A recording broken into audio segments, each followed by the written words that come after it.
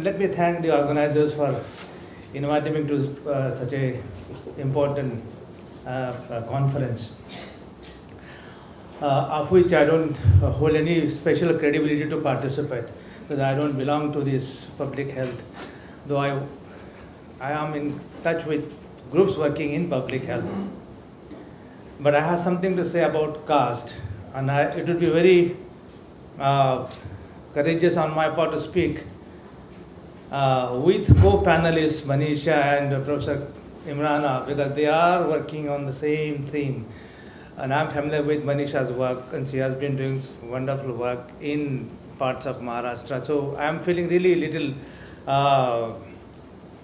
scared. Anyway, but let me make three, 4 points. Those of you who do not know about caste, everybody knows about caste except our friends from other parts of the world. And caste is a social phenomena which has existed for so many centuries by now. And caste is a social phenomena which really separates people on different counts at different levels. And it separates through very, very uncivilizational mechanism that you can't see people, they are untouchables, they are unseeable, untouchable, unapproachable, and you can't imagine about them. The moment you imagine about them, you feel repulsive about it. So repulsion is caste. Unlike race in the US, if you feel repulsive about a human being who is treated as a walking carrion, this is what caste is, deeply uncivilizational social reality. And once you say it is repulsion, how do you accommodate this in medical profession? Is it not a moral, ethical, scientific challenge in front of you? When I see young scholars sitting here, what do they think when they work among the groups about caste? And we have narratives about how scholars themselves feel repulsive about caste. We have narratives about it. The moment you go to Dalit Basti or Valmiki Basti in the North India, you don't feel like we entering the Basti. You may enter, but you feel repulsive. You may feel little scared now about entering the minority bastis these days, because there's a distinction between rage and repulsion. You are outrageous against minorities in this country. So these are issues that one confronts when one is doing work in public health. Okay, the point number 1. Why do you think about caste in public health care? Why does it matter? Is it not sufficient to treat somebody as a patient? Much more abstract category. Now, I don't want to really remind you of this Munna Bhai MBBS. We are all patients, abstract category. And what matters for us is only the patient who requires some care, some attention. But no, that is not enough.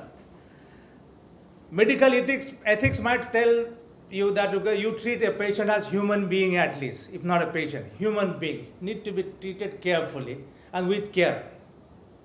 But that is not enough. What we are interested in is knowing the sociological character of this patient. Who is this person? What caste, what gender this person belongs to? What religion this patient belongs to? So you actually, the medical practitioners and workers working in the public health are interested in reducing abstract to concrete, to make somebody who is an abstract and to a concrete being, a repulsive, Dalit, untouchable being. The moment you establish this identity of a person, your behavior changes. And then you begin to, the phenomena of inequalities in profession, medical profession, doesn't remain to be a very secular, universal phenomena. It's not a general phenomena that every poor person is treated unequally. that definition doesn't hold significance. What is morally significant is that you must really intensify this inequality. Simple equality has to be intensified, and what is that force which will intensify? It is the caste. And just to give one example, if you can manage with technology to reduce the pain of some patient, you will use the technology, depending on the caste of a patient. If he or she, and this is Srivatsan's work in Bihar, Kalajar, that area, a lower caste person is not given anesthesia or any other thing, he or she is made to suffer the pain. So you are intensifying pain. And along with the intensification of pain, you are intensifying inequality, the treatment. This happens, I don't know whether it happens in the US, but it happens definitely in this country, where you find now minorities are adding to this agony. So intensification of inequality becomes so prominent because the prejudice of caste makes you to really withdraw the painkiller, so to say. You don't really induce painkiller to reduce the pain. You enjoy, this is called aesthetic of humiliation. You enjoy when you are actually giving pain. The spectacle of pain, as they call. This is the first point. So in our profession, our inequality is getting intensified. As to those who are, to some of you who are working in the field, please find out what the people feel about treatment itself. So this is the first point. Why caste matters today? This is because the interaction between the two human beings is established. Can you imagine caste without interaction? You must touch the patient, no? You may not touch now. You can just ask the patient to feed into the information, and then without touching, you can prescribe some medicine. But there are certain ailments where your touch, intimate corporeal touch is required, like this bone treatments or any orthopedic treatments. You require to touch a human body. So you require a human interaction, is it not? In our country, if it is a lower caste woman, again Srivatsan, you can touch the body of that woman anywhere without inhibitions. Because just as a free patient, you also have a free body, which is historically, ideologically, Manu Maharaj has given that body as free you can touch. I mean, you don't touch it, but you touch it. And you have no inhibitions to touch the body anywhere. Like if you have ailment at the hip here, you can lift the sari right up to the top. It happens. And then somebody might ask this question, do you do the same thing to all women? No. No, you don't do that. So that's the discrimination. So intensification of inequality with some intense feeling prejudice of caste is at work. And one has to accept that, and we have evidence to that. Interaction becomes a possibility when there is a public health system. If there is no public health system, I don't think caste matters. No, the problem is this, that you have caste happening only there is an interaction. If there is no interaction, no caste.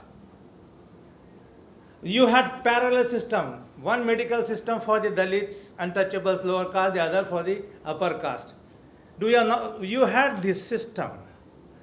Because the upper caste, 1500 BC, they said that there is evidence now that there was no discrimination based on caste. The physicians were actually treating patients without problem. But those who were treating patients without problem, when caste got consolidated, the socially dominant people said you just can't touch everybody and anybody. You have to only touch upper caste. So the division took place, and therefore parallel system of medicine took place. And you find this evidence, and even in Kerala, Amartya Sen and Reyes point out that the Brahmins never wanted to go to the public health system. Why? Because they never wanted to mess up with the common. Do we have similar division that the public health system only for the lower caste and the minorities with the doctors from the same caste? Please give me the evidence. I have evidence. There are many who are nodding yes. So privatization is to maintain the upper caste dominance. Very, very subtle, structural. And this is, we have no problem about this. This is interaction, therefore, is producing evidences of caste. And therefore, what trumps? Human touch is trumped by ritual touch. You are actually eliminating human touch with ritual touch. You don't want to touch people. Ritually, they are defiling. And where is this ethics? I mean, you are all taught, MBBS doctors are taught ethics. But you violate ethics. And we have stories, narratives about how tribals and Dalit women are treated in terms of maternity. We have stories about this national health, rural health mission. And I worked in North India, in Jharkhand. And I have stories which are amazing. I can't share them here. No time. So you have very specific, and the government is not, I mean, you might say, there are philosophical debates on this, should we really give somebody's caste? If you don't give caste, how are you going to target them? You have to really work out policies to really benefit them. So if you can't, if you don't want to give caste, how are you going to work out policies to benefit them at the practical level? So these are problems, and therefore you have this 1400 rupees you get in this system, but you have to mention your caste. But in our country, you don't need to mention your caste, your name is sufficient. So you are maltreated by the doctor once the doctor comes to know about your last name. So that is the indication. So what is important is diagnosis. I mean, while you are working in a field, as a young practitioner, you don't mind touching the body of a Dalit. While you go for a value addition, you develop your skill by touching the body, but the value of that body goes down, diminishes. So the intensification of inequality is the diminution of value of a patient. And you have to very subtly, sensitively, it's a matter of sensitivity, not simply offering service. You have to be extraordinarily sensitive as to how you are going to look for when you are doing work in public health. So these are, the inequality which is structural intensifies itself in different forms, and value addition, value diminishing is another form in which you can locate caste. I don't think that I'm just making a pedagogical statement here. I know little field that, I mean, there is work. I want to know from you people who are more knowledgeable, why is that you take on priority only women and children for locating caste? Because the research is basically on this. Because you have a data available from the market, from the government on women and children. But ailment doesn't look for gender, and you have to go into the field and find out. Many people don't report. And I guess Manisha will come. You don't really report that you are ailing. Your conditions, the circumstances of good health do not permit you to really report your caste, your ailment. And therefore your ailment goes underreported. And if that is the case, the number of this unreported ailment is larger than the number which is available through paper policies. And so for different reasons, for religious reasons, for cultural reasons, for other reasons, you don't report at all. And that is my experience on the Jharkhand. So how do you account for this? And these are issues which are, I think, I'm not from the field, but I reflect on this. We'll have some discussion. Thank you very much for the